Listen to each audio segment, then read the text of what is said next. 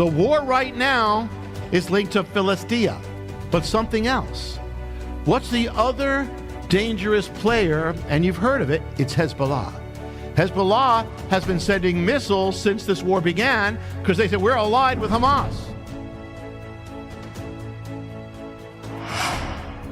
And we're going to open up a scripture which has been looked at as telling us what will happen, or before the events of Ezekiel 38 and 39. We're going to do another Friday night. I will be doing Ezekiel 38 and 39, which is definitely for the end times.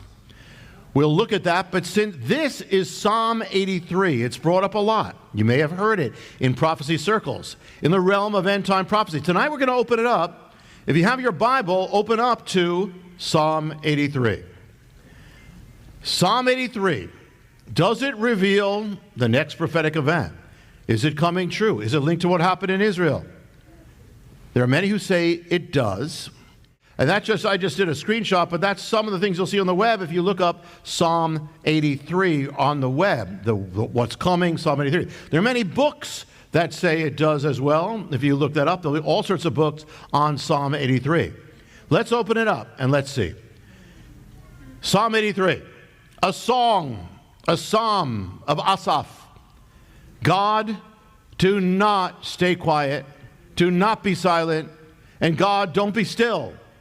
For behold, your enemies make an uproar, and those who hate you have exalted themselves.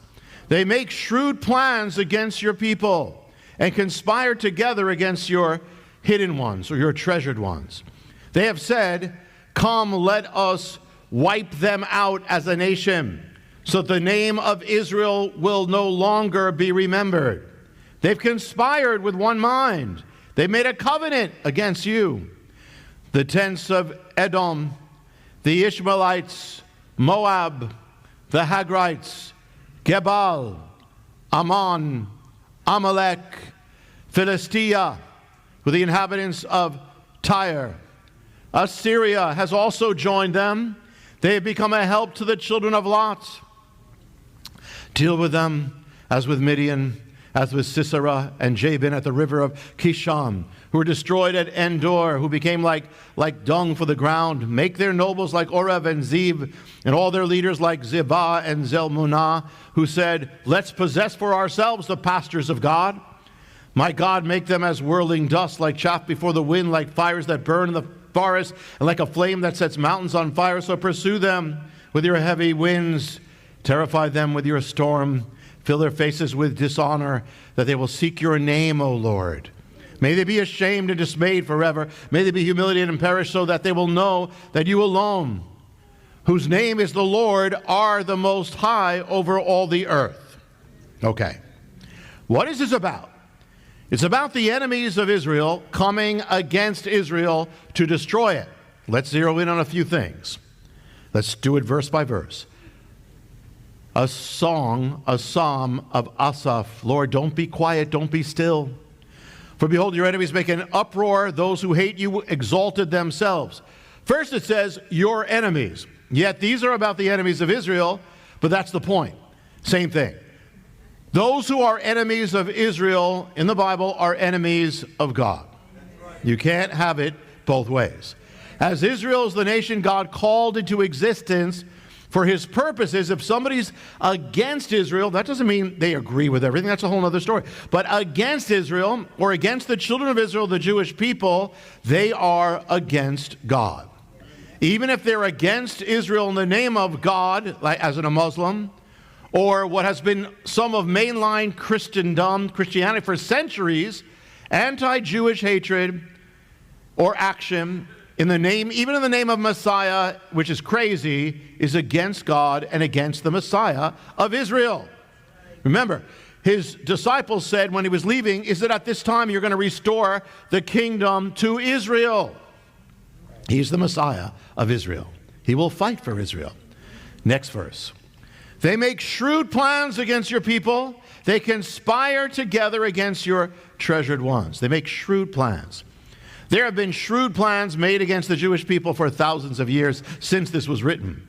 From the courts of Pharaoh, where it was said, let us deal shrewdly with these people. shrewdly. From the courts of Pharaoh to the Nazi conference at Wannsee, Germany, where they made plans, secret plans to implement the Holocaust, to the plans that were made by Hamas just a little while ago. They made shrewd plans. I want to show you something hidden. In the original language, you would not necessarily see it in the English. The word in Psalm 83 about the enemies of Israel and the Jewish people making shrewd plans against the Jewish people, against Israel, is the word in Hebrew, aram. Do you know where it first appears? It first appears in a form called arum, the first time in Genesis 3, verse 1, in this sentence. And the serpent was more subtle or shrewd than any other creature. This is the first reference, allusion to Satan. And the first adjective for the enemy is this adjective, shrewd, which is used of the enemies of Israel. What does that tell you? What's the connection? The connection is these enemies of Israel are connected to the serpent. Behind anti-Semitism is Satanism. The Holocaust, satanic. Hitler, satanic. October 7th, satanic. Next verse. They've said, come, let's wipe them out as a nation so that the name of Israel will no longer be remembered. It's amazing how many times this has been said of Israel or the children of Israel since it was written. Come, let us wipe them out that the name of Israel will be forgotten. Many have tried from Pharaoh on. The Assyrian Empire tried to wipe them out. Babylon tried to wipe them out. Rome came in and tried to wipe them out. The Spanish Inquisition tried to wipe them out in Spain. The Cossacks tried to wipe them out. The Tsar of Russia tried to wipe them out. Of course, Hitler, above all, tried to wipe them out. Yasser Arafat wanted them out. Osama bin Laden wanted to wipe them out. Saddam Hussein wanted to wipe them out. Hamas and Hezbollah want to wipe them out. The Bible is filled with types and patterns and templates, which could be fulfilled again and again. So it's possible as well that Psalm 83 presents a template regarding the enemies of Israel that could be fulfilled in the last days. So we have to be careful both ways. I don't believe we can simply take this dogmatically as a prophecy of the end times. That's not it's a primary meaning. At the same time, I don't believe we can dogmatically dismiss that it may have a level of fulfillment for after that time, even to now. So if we're going to accurately divide prophecy, and this is what we're doing on Friday nights, we got to use wisdom. So on its face value, primary value, it seems to be saying it's a song, it's a psalm, calling to God for protection, listing the enemies of God and their attacks and their plans, which may not be referring to one incident. It might be in general. There are these ones here, Philistines here, this one here, this one here. It may not be one thing. It may be several things. But is it possible that it has also a prophetic realm beyond the ancient times?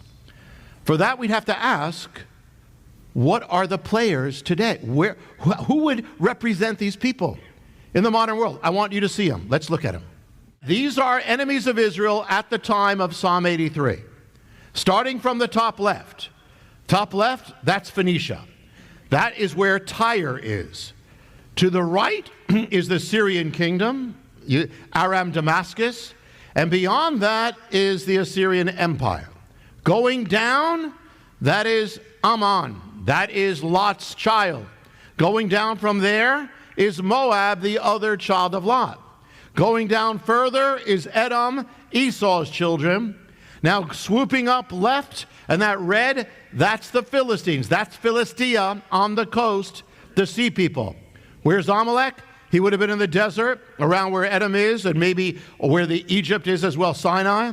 Remember, Amalek is a descendant of Esau, so he could have been with them, but he's in the Arabian desert.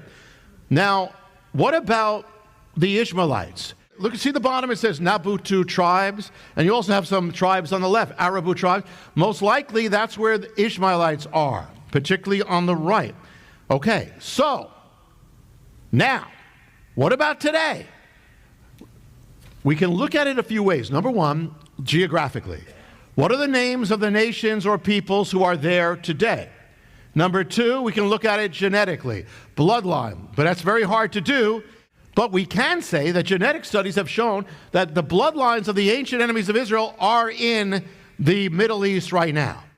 But so we have to mostly go by geography. So who is there today? I want you to see a map. Now look at a map today. Tyre, I'm going to tell you where they are. Tyre on the top is now Lebanon. Aram Damascus over there to the right, that is Syria. The Assyrian Empire is now in Iraq, some of Syria and some of Iraq. The kingdoms of Ammon, Moab, and the right side of Edom is now the nation called Jordan. The Ishmaelites, Nabutu tribes down there, is now linked to mostly Saudi Arabia. Now also the Arab peoples, but Saudi Arabia. The Hagrites, if linked to Hagar, would be linked to Egypt. The Amalekites would be in the Israeli desert there, the Negev, which are now Arabs. And Philistia is basically the Gaza Strip. Now could it be that this template has been fulfilled in the last days? Listen. In this, and I haven't heard this much, you won't hear it much, but in the Psalms, it says, let us cut off the name of Israel. Well, the Jewish people are the nation of Israel. But they have not been together in one nation of Israel in one place for 2,000 years until 1948. May 15th, 1948. That's David Ben-Gurion, the leader of Israel. On the top, that's the picture of Theodor Herzl, the visionary of Israel. They weren't called Israel until that day. On May 14th, 1948, Friday, when he announced to the world Israel is being resurrected in accordance with Bible prophecy. And then the next day, it went into effect. And the next day, so they're called Israel. Now, the world didn't know the name of the nation until just that day, that Friday. He announced the name would be Israel. Now, regardless of the name, the enemies of it would have come against it. But it's striking that the first day it was called Israel's back in the world, May 15th, 1948, Saturday, was the first day in 2,000 years. And what happened?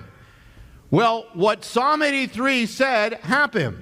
They said, come, let us wipe them out as a nation. So the name of Israel will no longer be remembered. An array of nations came against Israel to wipe them out on that day. At the moment of its birth, the name of Israel was back, and now we're going to wipe out that name. Will no longer be remembered. Now look at the map now of that war. This is the War of Independence. Remember the map you saw before. Look where all these things are coming from. The same nations, the same peoples. Again, there's the ancient map there. And look again now, the War of Independence. That is the same. On the top is Lebanon. That attacked Israel. Tyre. To the right is Syria, linked to and Assyria. They attacked Israel too. Iraq attacked Israel and Syria.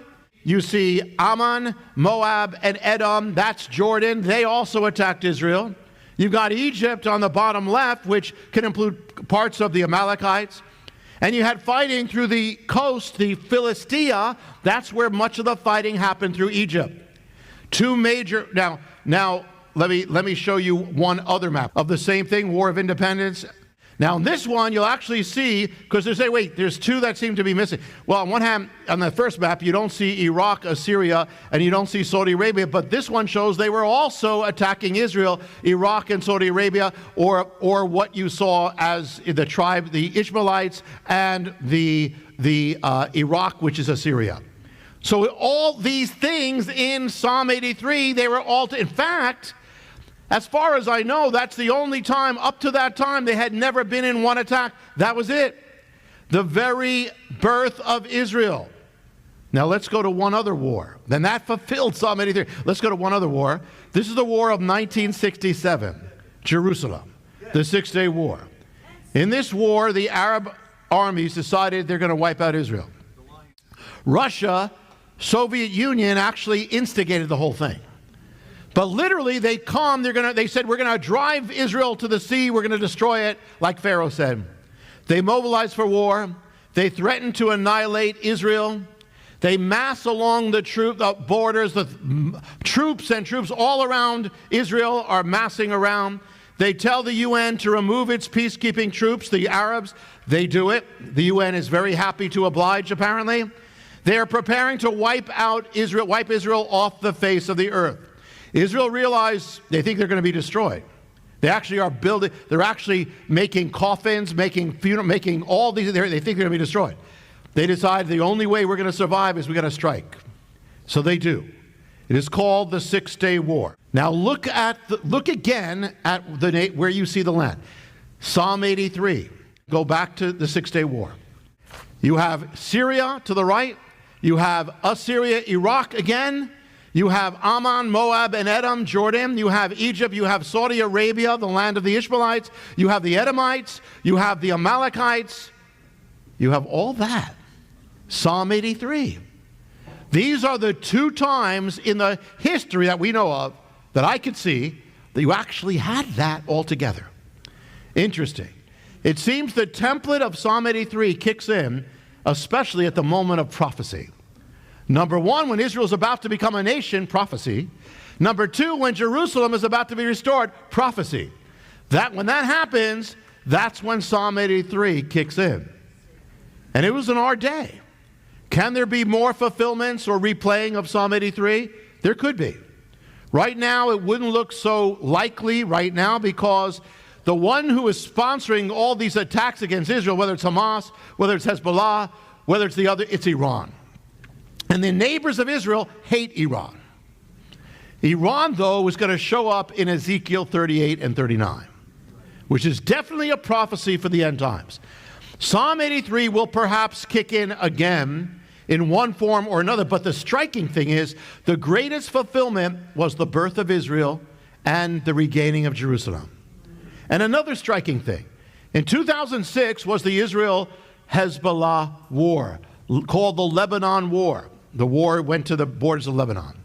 Basically, it was Israel versus Hezbollah. Lasted just 30 days, a little over 30 days, from July 12th to August 14th in the summer 2006. Right in the middle of that war, in Ireland, a book is uncovered from the ground. The guy they were building, they saw this in the mud. It was the book of Psalms. It was 1,000 years old.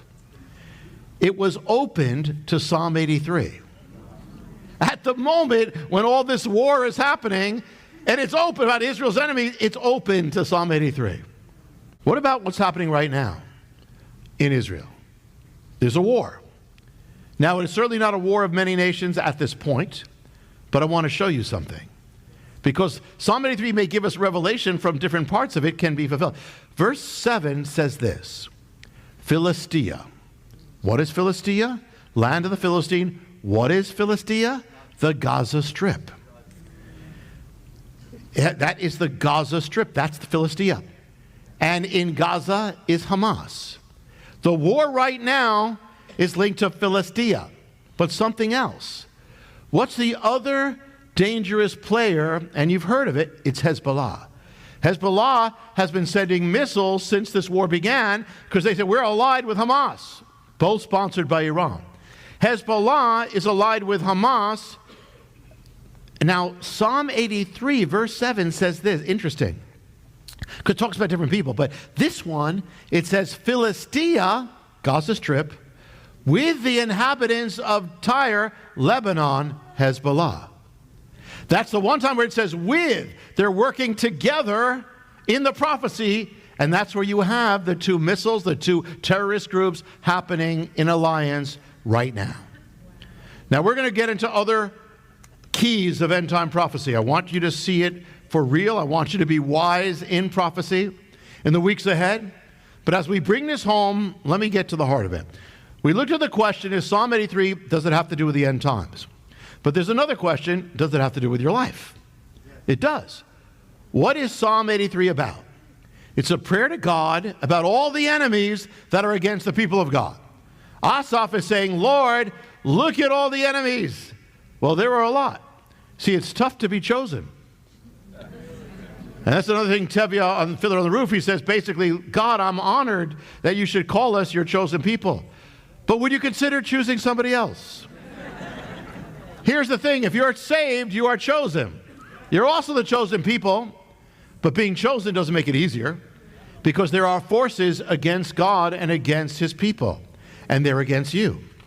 And the fact is, so being chosen doesn't mean you don't have problems or challenges. It may mean you have special problems and special challenges.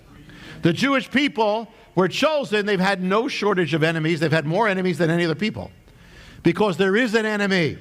And so the enemy works through enemies. So don't panic or get bent out of shape. God uses all of it. The problems, the challenges that you're dealing with are to make you stronger, to make you like Messiah. That's the point. The fact that Israel has enemies, I've shared this, means the Israelis had to learn how to become fighters. Amen. They didn't know how to fight before. They learned how to fight real quick. As soon as they become a nation, 6 nations come to destroy them.